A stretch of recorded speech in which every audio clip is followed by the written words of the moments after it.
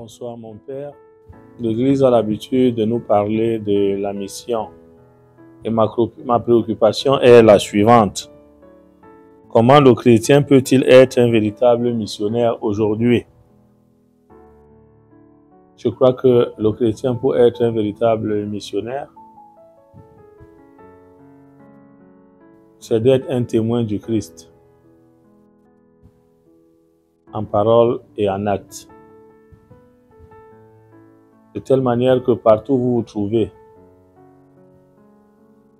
que ce soit dans votre lieu de service, dans votre quartier, dans vos différentes associations, qu'on découvre que vous êtes au service du Christ. Le missionnaire, le plus souvent, le missionnaire va porter le Christ loin. Quelquefois même, c'est loin de sa famille, loin de sa maison, loin de ses amis. Il est au service du Christ. Je prends le cas d'un père de famille. On ne va pas demander au père de famille d'abandonner son épouse et ses enfants. Mais il doit être missionnaire dans sa propre famille. Un chef d'entreprise doit être un missionnaire dans son entreprise, à travers ce qu'il fait, à travers ce qu'il dit, pour que tout cela tire sa source, ainsi que son achèvement en Jésus-Christ. Donc je crois que c'est ainsi que nous pouvons être de bons missionnaires. Et vous voyez, le Seigneur lui-même, dans la parole de Dieu, nous le dit. Il faut éviter le scandale. Le bon missionnaire doit aider les autres à rencontrer le Seigneur. Doit aider les autres à se mettre à la suite du Seigneur. Accueillir le projet de Dieu et à se laisser entraîner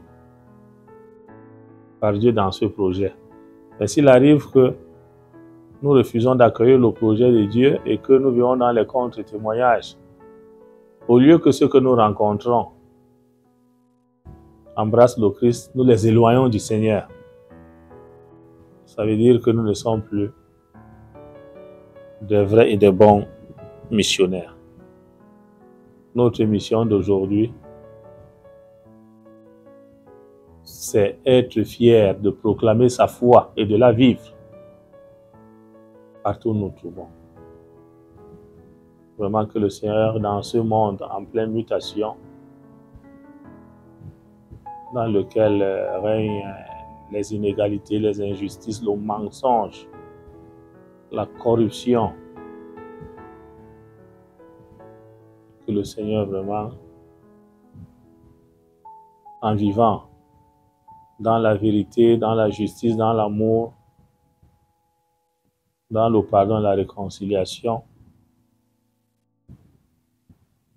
nous aide à être des vrais missionnaires auprès de ceux qui nous rencontrent, qui nous voient vivre. Que le Seigneur nous bénisse et qu'il nous accorde cette force et cette grâce.